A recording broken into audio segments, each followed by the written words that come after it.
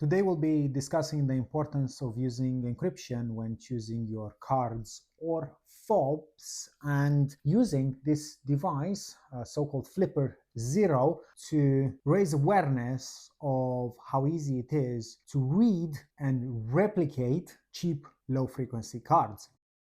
In my hand, I have two options. I have a standard 26-bit weekend low-frequency card, unencrypted. You can buy them in packs of 100 from Verkada or, to be honest, from a lot of places online. And a Desfire EV3 fob. Now this communicates in an encrypted manner between itself and any Verkada reader.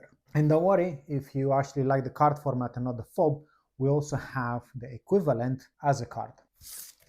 Low frequency cards have existed for a while, but they are actually well known to be easily readable. So in my case, I go to the Flipper Zero, select the 125 kilohertz RFID, which is the low frequency, click read, place it on top, and as you can hear that sound, it actually has correctly read the entire card. And I can easily confirm because both the facility code and the card number are also printed on this. This is not the only thing that Flipper Zero can do, because now I can actually save it and then emulate it or play the numbers back to a reader. Let's see what happens.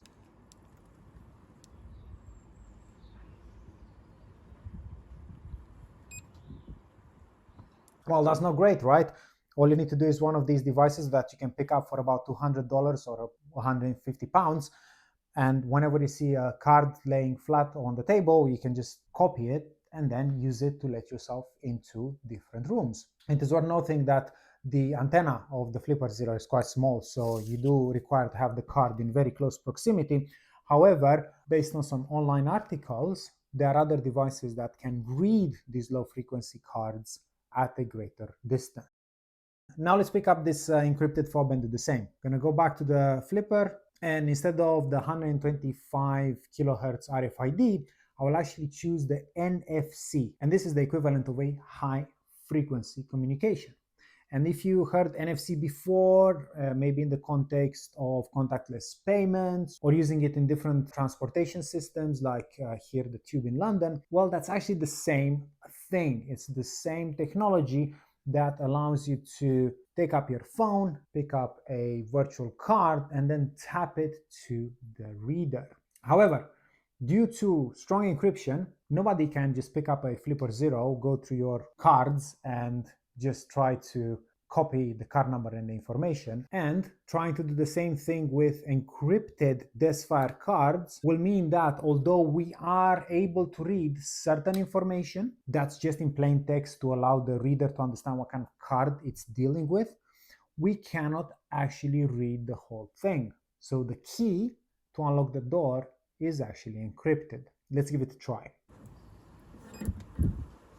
As you saw, because this only has the unencrypted part and cannot offer anything else to the card reader, it is not able to enter the facility.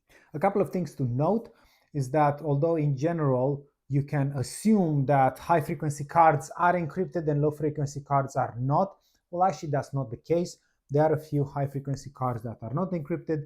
Some of them are encrypted, but then that encryption actually got broken, so an attacker can possibly look up on the internet and look at those encryption keys and start to decrypt the communication and replicate it back. And as this is an ever-evolving field, my recommendation will be to also look at newer generations of getting through that door in the form of either Bluetooth or phone NFC.